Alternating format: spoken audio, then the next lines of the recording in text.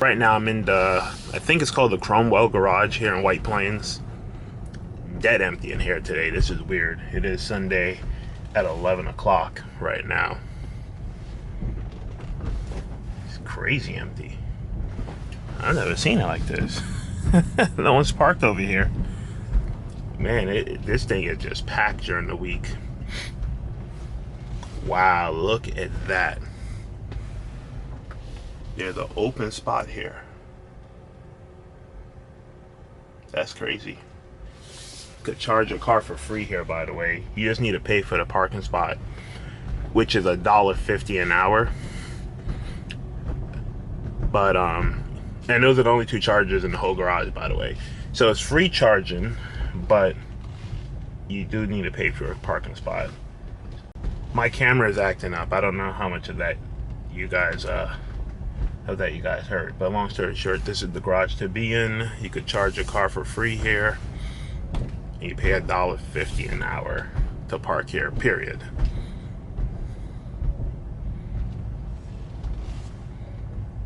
I've actually never been this high in this garage before.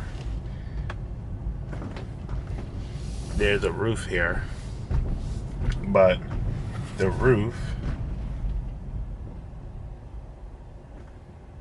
oh, you gotta pay.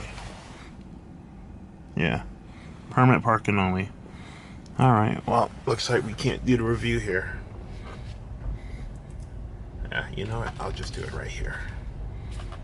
Hopefully no one kills me.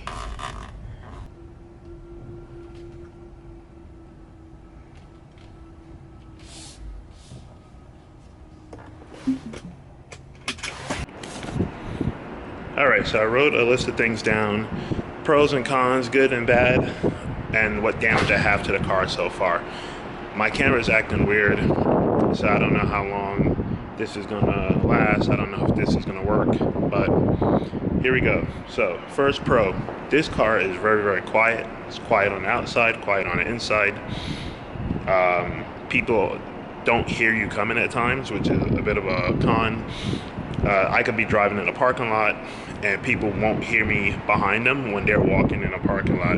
So, you know, pros and cons, I guess, to being quiet. It's very smooth. And when I say smooth, I'm not talking about the suspension. I'm talking about the lack of vibration you feel through the car. So like a gas car has a gas engine and a transmission. This car doesn't have all the rumblings, all the vibrations. So some people might hate it, some people might like it. I like a smooth, quiet ride. The looks you get with this car. So it is different looking. You know, this back up here. It's different looking, kind of space age looking. Car just locked till I walked away from it. Space age looking. You can see, by the way, tire wear doesn't look too bad at all for 25,000 miles. A month ago, or for a month I should say, we had full self-driving for free. I refuse to pay for it. I don't think it's worth $8,000 starting in Medina. But had it for go to the parking lot, let's go to the supermarket, go food shopping or whatever, and wouldn't want to walk back to the car or get the car. So what would I do? Use Smart Summon, actually Smart Summon, ASS as they call it now, and go ahead and have the car come to me. And the amount of times people have stopped to actually look and like watch the car drive on its own. Like literally no one's inside of the car. No one knows who the car belongs to until the car gets to me. And then people are just smiling, laughing, and they're just in full belief that that car was driving by itself, navigating through a parking lot, stopping at the end of parking rows. You know, I mean, the looks you get with this car is something else. A guy complimented me the other day. I had just washed the car, and he complimented me the other day. He said it looks really nice. I mean, not too nice right now. It snowed about 4 times this season so far, so you can see how dirty it is back here. But you know, you do get compliments with this car. Let's see what else I wrote down. what you get for the money versus gas counterparts. So this car, this is the rear wheel drive standard range plus LFP battery pack. It's $38,900, at least when I bought it a year ago. You can't even buy this car anymore. They don't sell the standard range anymore, standard range plus anymore. Now it's the long range rear wheel drive. That's what they're selling. But the price, $38,900 minus $9,500, you're getting south of $30,000 for this car. This car will do 0 to 60 in about 5.5 seconds. Is that still fast? I don't know. 20 years ago, that was fast. Nowadays, not so much. But how many cars can you buy for $30,000 that will get you from 0 to 60 in 5.5 seconds? Not too many. I think a Subaru had came up. I actually Googled this. I looked into it. There's some Subaru that was $32,000. I don't think there's a tax credit for that car. This car you get 95. At least last year when I bought it, you got $9,500 off the price. I think Colorado, you have the federal tax credit of $7,500. Colorado has a tax credit of about $5,000, I think. So you can get more than $9,500 off, depending on the state you live in. But here in the state of New York, they're giving you $2,000 off, and the federal government will give you $7,500, assuming your car qualifies in terms of the price of the car and all that. No maintenance. So this car, I just got inspected the other day. So every year in New York, you have to get your car inspected. I got this car inspected a year and 2 weeks after having it. And for the inspection, when I got it inspected, it had 24,967 miles on it. And right now, let's go into Tesla app. Let me see if I can bring it up for you real quick. I have 25,536 miles on it, right now. So a year, and actually almost a year and a month later. So 13 months, 25,000 miles. Hasn't seen a mechanic for anything except for a puncture. So there was an accident on the Belt Parkway. For those of you who live in New York, you know the Belt Parkway is a racetrack. People have been killed on that highway. Innocent people have been killed on the highway. It's because people like to speed out there. And they had the highway kind of blocked off except for one lane. So all driving around the crash, there's debris on the ground. And I think I picked up some debris there. I picked up a nail, and my left rear tire actually had a nail in it. I didn't know this for a few days. I was driving and I would notice that my car, comes up Model Y right here, my car tire pressure would be low, like the left rear tire would be low, which I found kind of weird. I put some air in it, then it was low again. Then I said, okay, let me take it to a mechanic and let him look at it. He found a nail in the tire, so he pulled it out. This was only with 10,000 miles on these tires that I had that issue. And here we are at 25,000 miles, no issues. So far, so good. So now I have a fix-it-flat kit in the car. He plugged the tire, he didn't patch the tire. So there's tons of arguments online. Should you plug or should you use the tire after you've plugged it? A lot of people say no.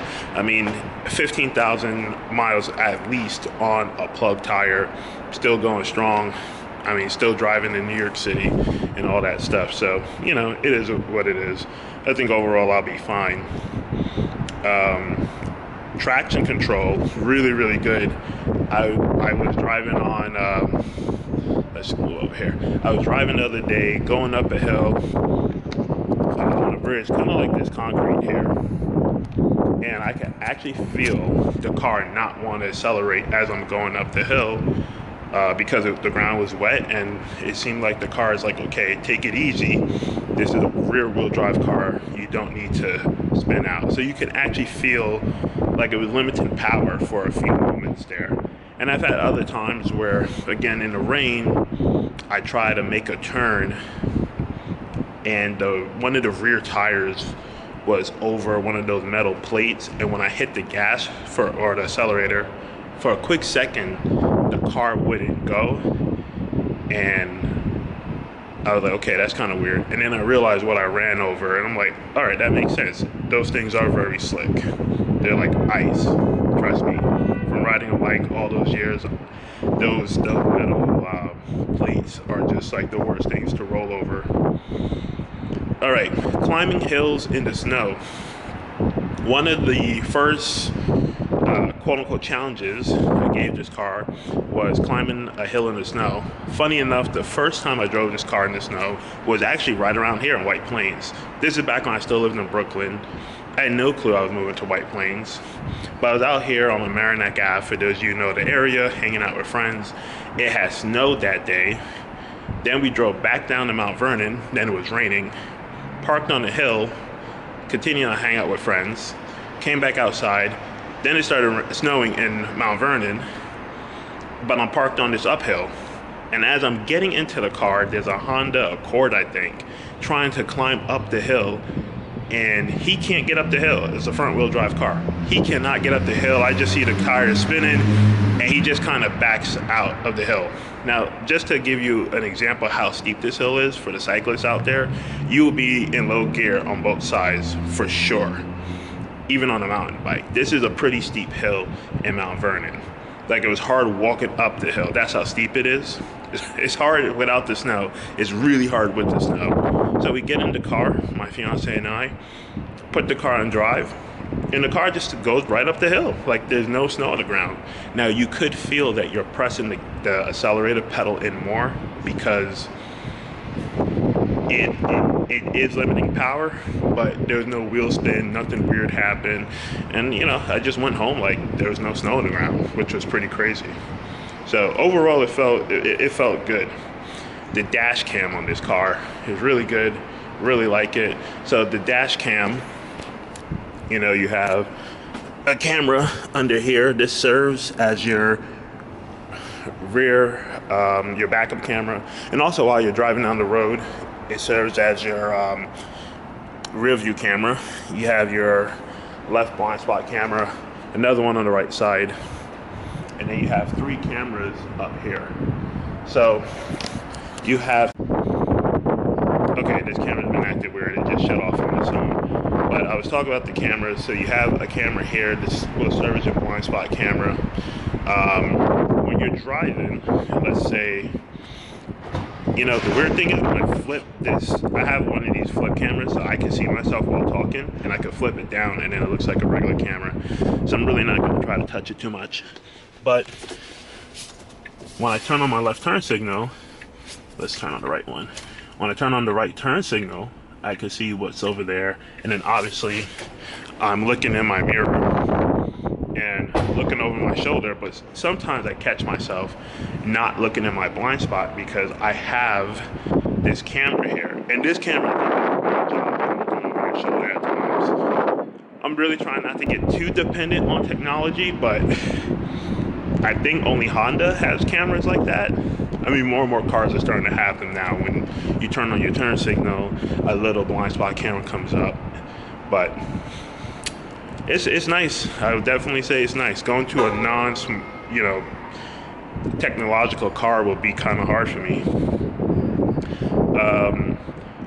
And now, as I call it, another good thing for this car is the home gas station, aka charging at home.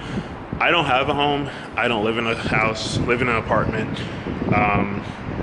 But if I did have a home, I could come home every day, plug it in on a level 1, charge at 5.5 miles an hour. If I'm home for 12 hours, 5 by 12 is 60. You could gain 60 miles of range overnight. So if your commute is 30 miles each way, that's 60 miles of commuting. You could get back 60 miles of range at least.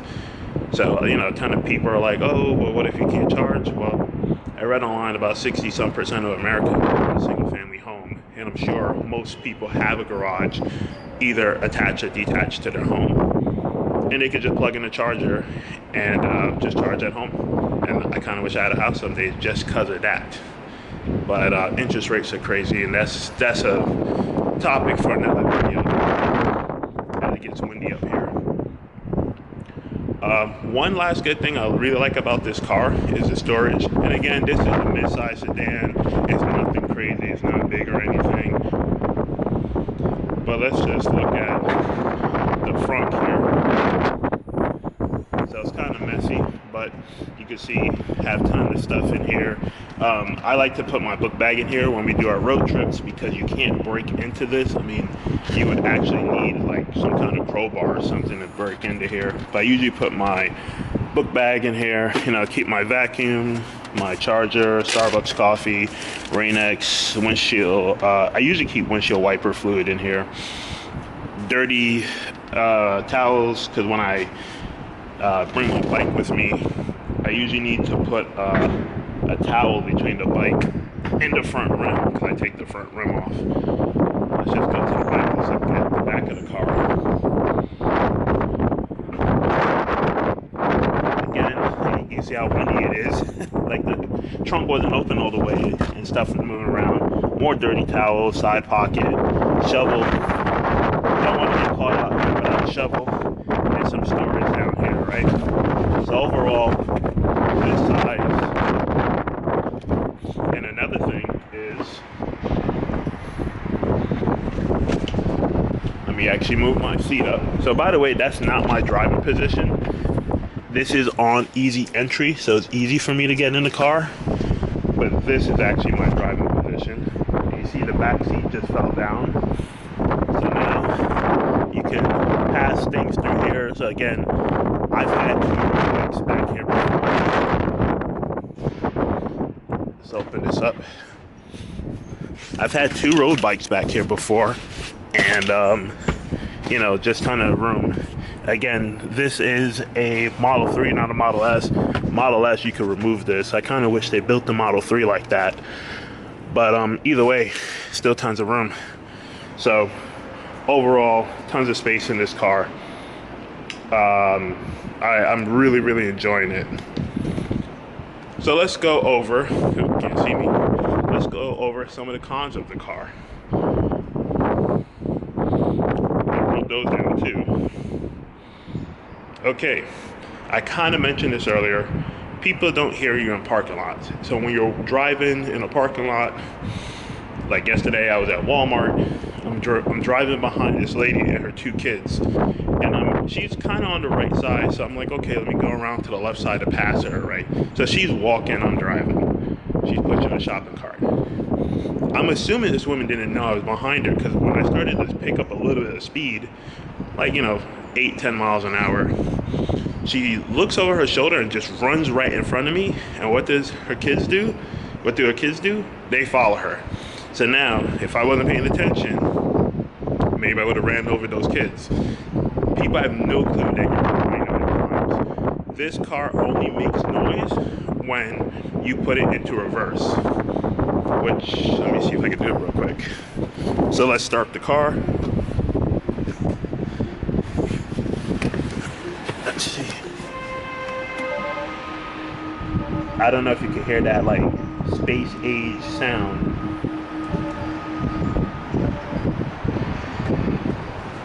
But that space age sound is required by law now. It's been required for a few years because people don't hear electric vehicles, plug-in hybrid vehicles. I think that may have started with the Prius when people were getting hit by Prius drivers because people just didn't hear the Prius behind them because the Prius can move just on the electric power, right? So, you know, people get hurt, laws get updated. I'm gonna close these doors because it's starting to get pretty windy now. But yeah, people don't hear you all the time when you're driving this car, which kind of sucks, but it is what it is. Thought I heard someone walking up behind me. Range dips in the wintertime. Now, I park outside. It's been cold lately. Right now, this is like the warmest it's been. That's why I'm filming today. It is currently 48 degrees. It doesn't feel like 48 degrees right now. It feels a lot colder than that. Real feel 43. It feels more like 33. But range dips in the wintertime. I mean, every time you get in the car, it warms up the battery. So if you're like driving to work like me, I drive to work, in the first few miles, it uses up a lot of energy to warm up the battery. And then you notice this in your range, obviously. It takes a huge hit. Now, if you're doing like a big road trip, you don't feel it as often because your car only needs to warm up one time. You get to the supercharger, the battery warmed up more, then you keep driving, so on and so forth. But if you're driving to work, your car's parked outside all the time like me, at home, you get to work, thankfully it's an underground garage, so it's not too cold, it's in the 60s in the garage. It doesn't have to warm up as much. But if you park outside at home and you park outside at work, 2 times a day your car has to warm up the battery, and that kind of chews through your range. So just something for you to be cognizant of. This car again is the standard range plus, so EPA rated 272 miles. Update just came out last night or 2 nights ago. My indicated range was 265 for the longest, and now it's 268. It's weird. Like I charged it to 100% yesterday, and now it says 268 is the new max range on this car. So I don't know if that update had anything to do with it, but kind of weird how that just added 3 miles to the car. This car on road trips, especially when you get in the South. Actually, we drove to Buffalo, and I didn't know Central New York had bugs like that, but the front of the car was just covered in bugs.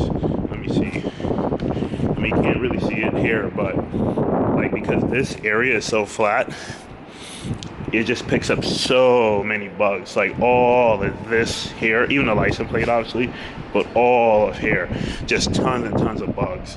And bugs are so hard to get off your car, it's just crazy. So picks up tons of bugs on that front. Here's a regular old gas car. I guess this is a Nissan Rogue. I mean, it could pick up bugs too, because you do have some flat areas, but you do have a big wide open grille for the most part. But this car picks up so many bugs, it's crazy. Right, let's go over what is broken with this car. Again, back to road trips. Your windshield is going to take a beating. Here in New York, the speed limit is like 55. Some places 65. But in places where it's kind of packed, it's 55. Only when you get further out, like Central New York, or even like in Connecticut, I'm like 15 minutes from Connecticut, it gets up to 65, but the highways aren't packed. So you're never really close behind a truck. You get to the South, the speed limit is 65, 70, you're doing 80, you're bunched up on top of each other, and you start collecting a lot of scratches on your windshield. So one scratch I had to fix on one of my road trips was this one right here.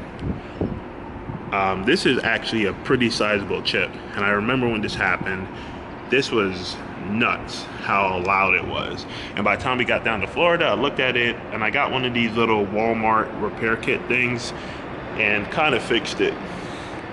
I do have some other chips here. If I run my fingernails across the windshield when it's clean, I can feel it. So, you know, it's a lower car, it's not a high car. So I guess any lower car would have that issue. This is not specific to Tesla, but your windshield will take a beating.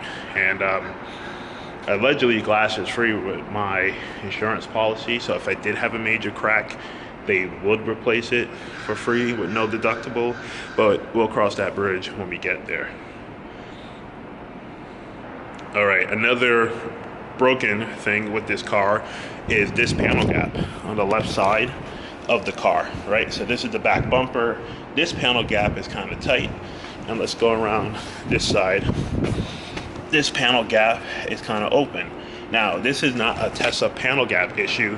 This is when I was driving, coming back from Florida, I stopped at a red light. So I don't know this at the time. All I know is I stopped at a red light and I'm waiting across the street to get to the supercharging station. And then I just get hit from behind. Like, I'm literally still, and I just feel someone hit me from behind.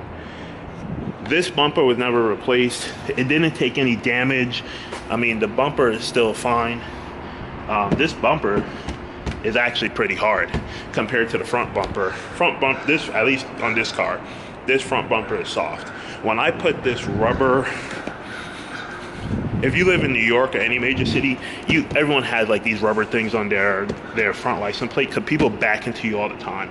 When I was screwing these screws in, I noticed this front bumper is kind of soft. It kind of moved around a lot, and I wasn't putting that much pressure on it.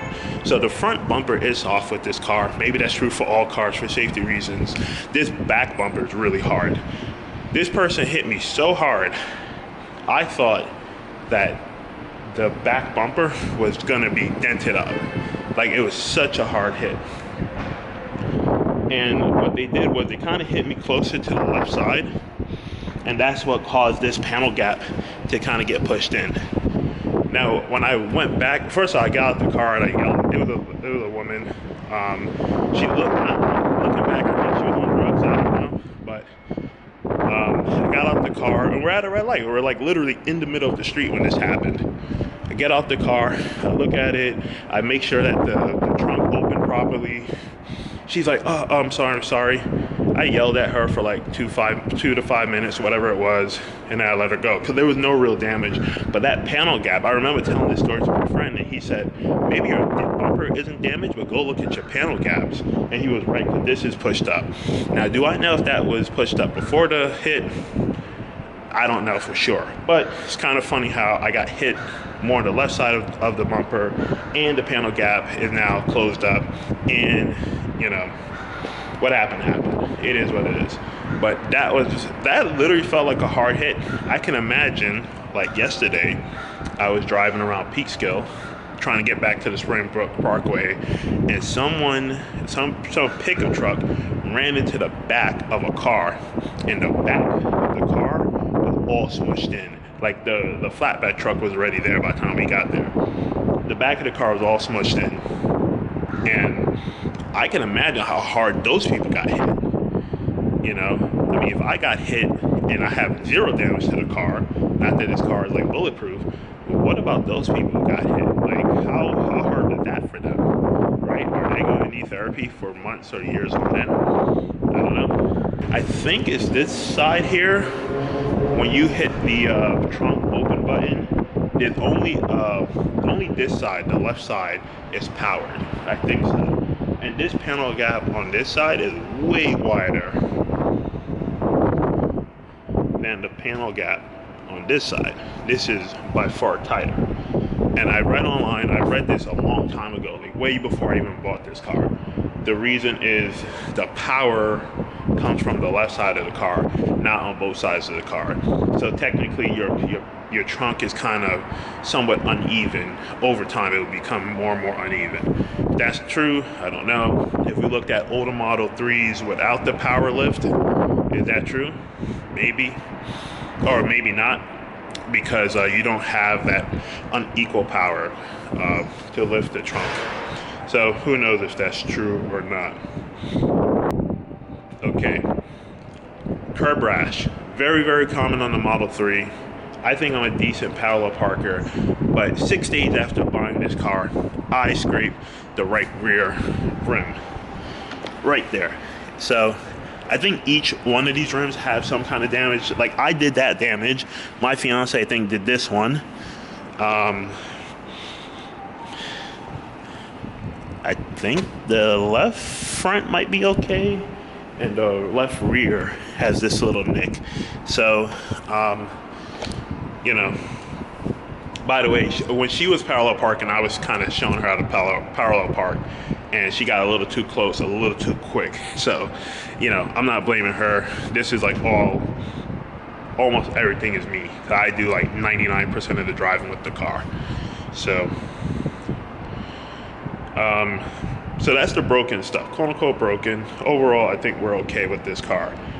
Maintenance, one puncture, as I said earlier, was driving on the Belt Parkway, ran over some debris, had a screw or a nail in the tire, guy pulled it out, patched it, plugged it. No new brake pads. So it's the same original. Let's go on this side. I think it's more light on this side. It's the same original brake pads. So brake pads are still good. The brake rotors are very, very smooth. I mean, smooth, really smooth.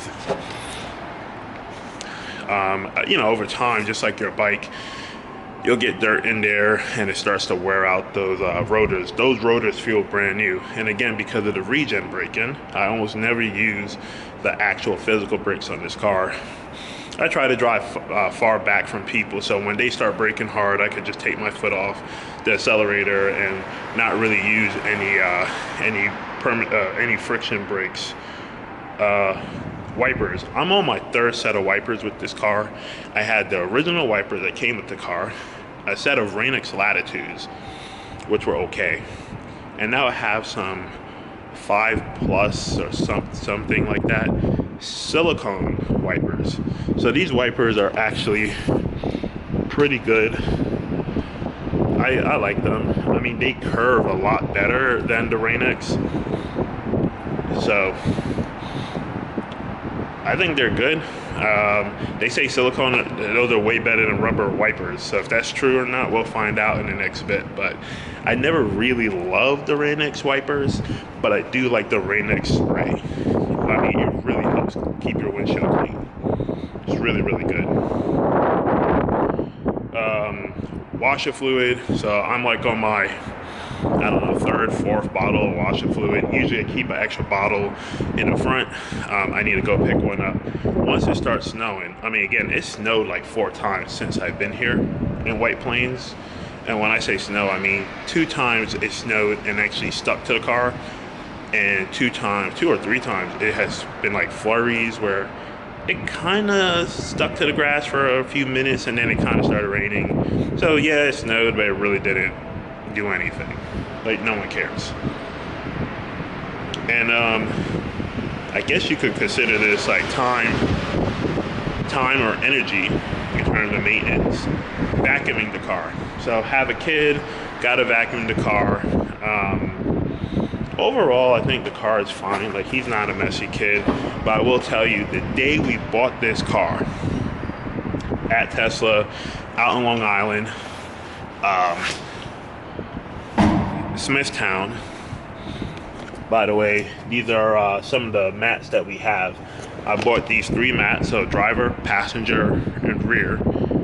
3 mats for $53. I forgot what they cost from Tesla. Maybe $250, $200-ish, $150. I don't know, but very expensive compared to $53 for 3 mats.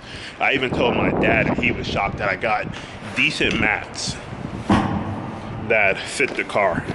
And let me see, you kind of, you know, on those snowy days, hopefully you can see, but on those snowy days where you're here and all the snow is kind of packed up back here and obviously it's going to melt, this kind of holds the snow.